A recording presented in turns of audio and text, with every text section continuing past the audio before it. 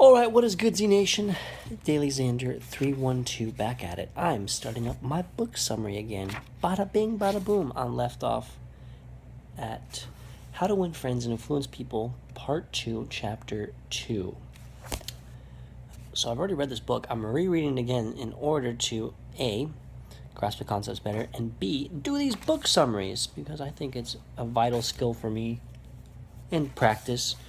So I'm able to retain the information a little better and just hit on key points that really stood up to me and that really resonated with me and such. And I've gone back the second time around and I'm highlighting different pieces of text that really stood out to me and it's something I really want to grasp.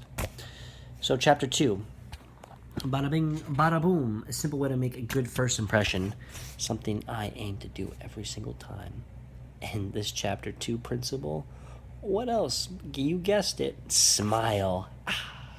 Genuine smile, baby. Oh.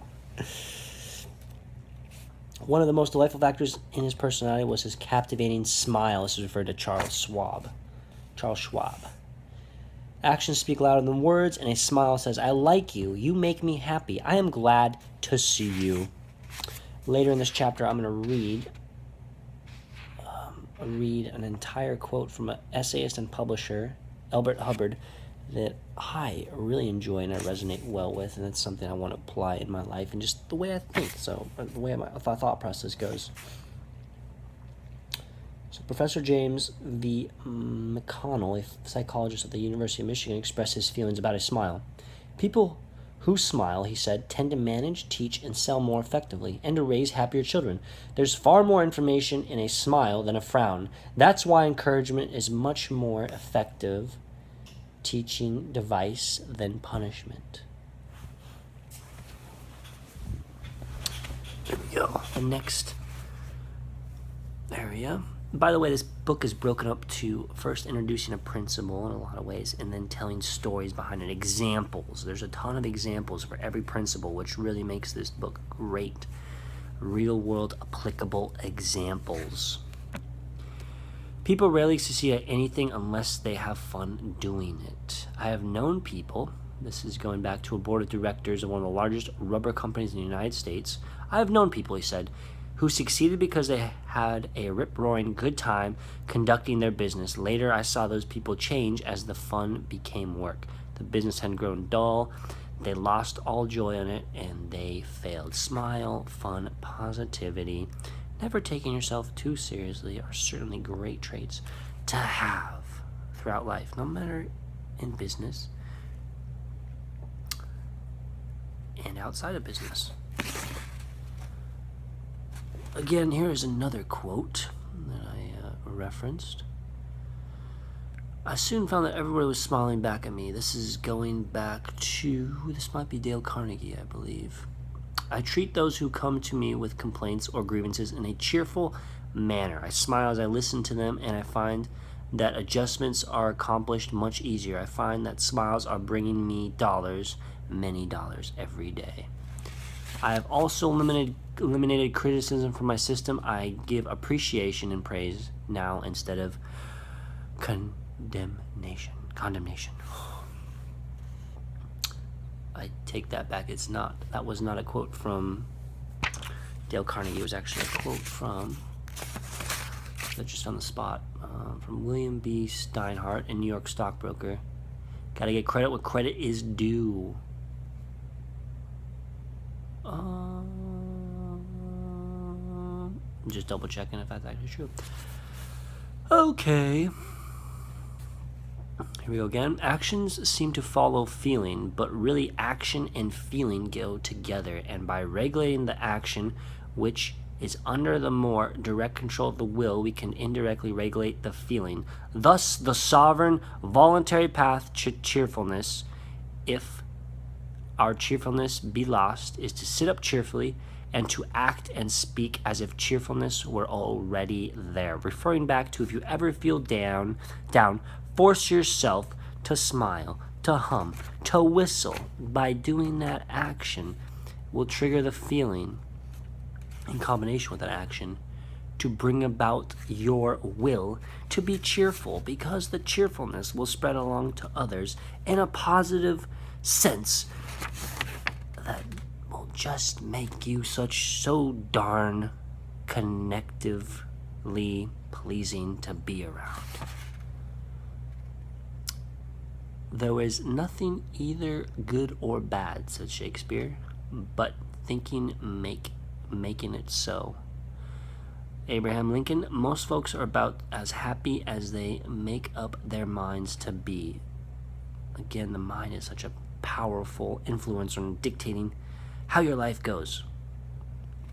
So in that sense, we should respect it and really value how we focus our mind, on what we focus our mind.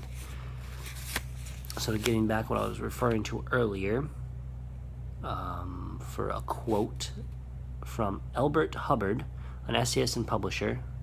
This is a bit long, so bear with me listening. There we go. I'm actually, and here I am about to just recline back a little bit as I'm about to read this. Here we go. Whenever you go out of doors, draw the chin in, carry the crown of your head high, and fill the lungs to the utmost. Drink in the sunshine, artificial light. Greet your friends with a smile. Hey man, how's it going? And put soul into every hand clasp.